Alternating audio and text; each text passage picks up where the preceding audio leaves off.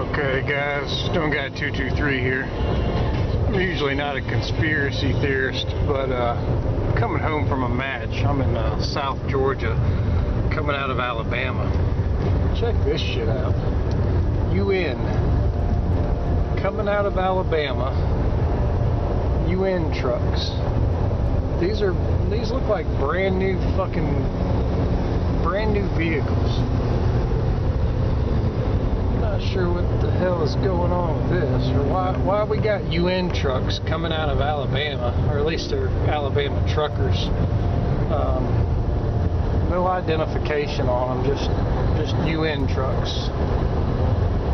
Yeah, these are definitely brand new. All the furniture's brand new on them. I wonder what the hell's up with that. There is a new worry on our southern border tonight, with border agents overwhelmed by this huge recent surge in illegal immigrants. The cartels are now taking advantage. Megan, let me just say this.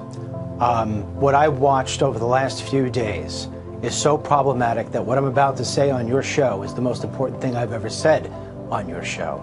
We have so many problems facing this country. We know them all, especially the major ones: joblessness, welfare, national security, so on and so on. And as I stood on that border and I watched those cartels drag over all the things they did, I went over to the bus depots and watched thousands upon thousands of illegal aliens be bussed around almost as if they were at Disneyland, being sent off to somewhere USA. All I could think was that all those major problems just became a major epidemic. Our Border Patrol, I met with the Border Patrol today. I met with them secretly. They told me the morale is down. The criminals that are coming through this country is earth-shattering. And I can tell you this, I feel that our country and the future of our children have officially fallen off the cliff. Now a closer look at those militants tearing Iraq apart, boasting of their brutality with those images we showed you at the top. Tonight we're learning more about them and about the man who leads them. He spent years in U.S. custody. They have a strategy, and it's working. They use social media as a weapon. Many of the images in this story come from accounts associated with ISIS and can't be verified. Leader of ISIS, Abu Bakr al-Baghdadi, was in U.S. custody in Iraq for 4 years. When he was released in 2009, his parting words to U.S. troops: "I'll see you in New York."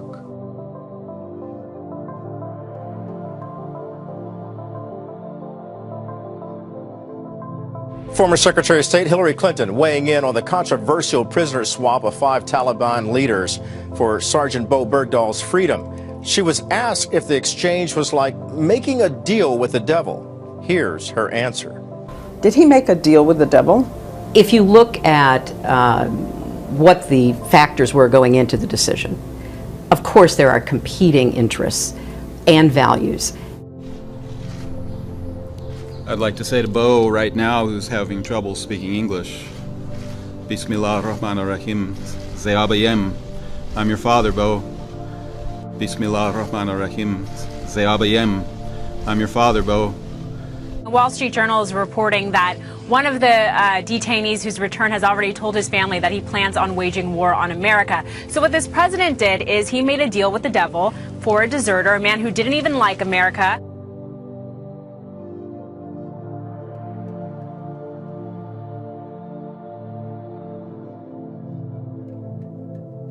In the spotlight tonight, America's gun problem. Yesterday morning, a 15-year-old student opened fire at Reynolds High School in Troutdale, Oregon, injuring a teacher and killing a fellow student before turning the gun on himself. My biggest frustration so far is the fact that this society has not been willing to take some basic steps to keep guns out of the hands of people who can do just unbelievable damage. President Obama is rallying supporters of gay rights. He spoke at a fundraiser in New York City last night for political donors who are gay, lesbian, bisexual, or transgender. He believes more needs to be done overseas. There are still Americans out there who are vulnerable and alone and still need our support. So we can't stop We've got to keep fighting. The president is promising to sign an executive order ending workplace discrimination by federal contractors based on sexual orientation. That would affect 14 million employees. I'm here to actually talk to you guys really quickly about this flag. This flag is not that old. This flag is the symbol of lesbian, gay, bisexual, transgender, and queer pride. So maybe all of you could help me read what it says out loud on the count of 3. 1, 2, 3. Who I am is what fulfills me, and what fulfills the vision I have of the world. One high school salutatorian banned from discussing his faith in a graduation speech. He fought back this week. Take a listen. In coming before you today, I presented 3 drafts of my speech.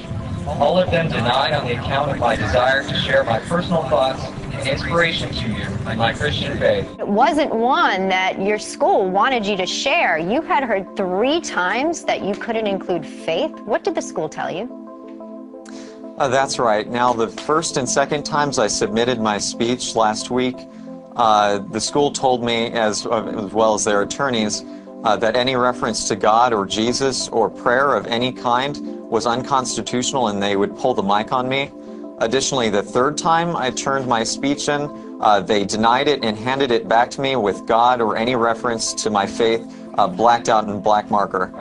I mean, but look, all of those, some would call them threats against your freedom of speech and religion. We're going to make sure we pay attention to this because this type of thing is happening more often than not these days, it seems. And it's a sad reality that this type of hostility has to go on. I go anywhere Greater Cleveland calls. 43-year-old Doug Odelecki admits that he's armed when he's on the streets, but it's with a video camera. And last Friday night, he captured this run-in with police. You're going to be cited if you don't get rid of the turn now. Like I said, I can't get rid of it, so you got to do what you got to do. The Parma man runs the Greater Cleveland Cop Block, which, according to Odelecki, holds police accountable for their actions. Last week, he took his camera to the corner of State and Brook Park Roads, where he held up a sign warning drivers that an OVI checkpoint was down the street. The sign said, "Checkpoint ahead, turn now." He said he's not for drunk driving. He's just against what he considers an abuse of power. It is a Nazi-esque style checkpoint. It is a papers, please type checkpoint. These guys are not out there for your safety or anything like that, so if you think that, think again. Our sobriety checkpoint is all about educating the public, and we need that to come through the checkpoint to educate them. The altercation was caught on camera as Odelecki insisted he had a right to warn drivers. According to state law, the police have to alert the public a few days before a checkpoint's set up. But in this case, they didn't like that he was telling drivers to, quote, turn now. So why is this thought to be a good idea to actually bring these high caliber weapons into U.S. streets? I don't think it's a good idea. High caliber weapons are extremely dangerous. This type of velocity is not necessary. I spent 24 years in the Philadelphia Police Department. I am fearful of this type of police chief getting this type of equipment. Welcome to the news at 9, and we start with breaking news. A scare for commuters in Weehawken after a threat near the Lincoln Tunnel. Transformed Weehawken into an armed camp. Authorities swarmed the streets with heavy weapons, rifles drawn, canine units making sweeps. Police shut down 19th Street, not far from the Lincoln Tunnel. Police even ordered some passengers off this Hudson-Bergen light rail train. Many people seem stunned and visibly upset by the huge show of force. I did see an Army vehicle going by, and there were a lot of helicopters. Police say the caller also said he had a gun and various chemicals. Authorities pinged or traced the call. Well, a man accused of setting off a manhunt on the seacoast following a violent confrontation with police. No one was hit by the gunfire.